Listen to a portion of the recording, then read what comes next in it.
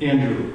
Andrew was my brother's name, so when the benign but forceful fragments of that hurricane's wind reached Pittsburgh, my family, because we were a big patchwork of divorce and marriage and confusion and anger and spite and growing, which is its own sort of hurt, and knew no other way to show affection than to tease each other to the point of tears, made relentless jokes, said, my oldest sister said, that at last a fuck-up like him had been deemed a state of emergency.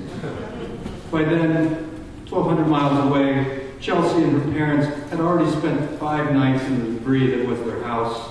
Her father, an air traffic controller, couldn't evacuate. Plus, Miami was supposed to be out of danger, except at the last moment, the storm changed its mind, as some meteorologists termed it, and made a sharp turn. The night it hit, they huddled themselves into the shower after a glass door shattered into the kitchen where her father had been standing a few seconds earlier. Hard to imagine what to imagine in order to describe that wind.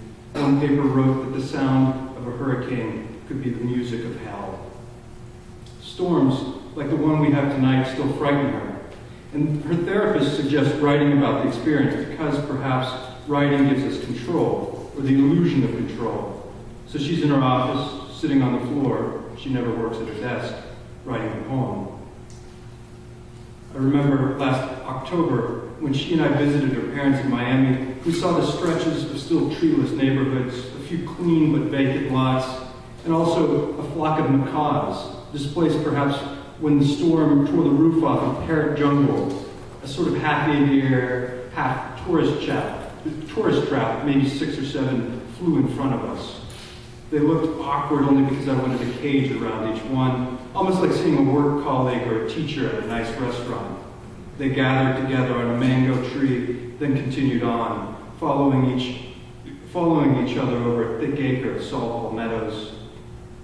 For 6 years, I was the youngest and only child from my parents' marriage to each other. And so Andrew, the second youngest, and my mother's only child from her first marriage, was picked on relentlessly by my father's 3 children. The evening my sister made the comment, he ran away and tried to spend the night in the field across the street.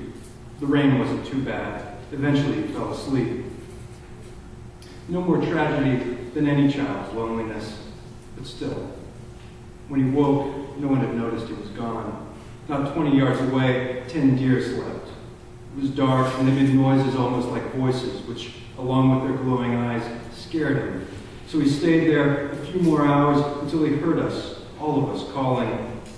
I want so bad to keep him there. Finally, he was wanted and had control to walk toward our flashlights or away.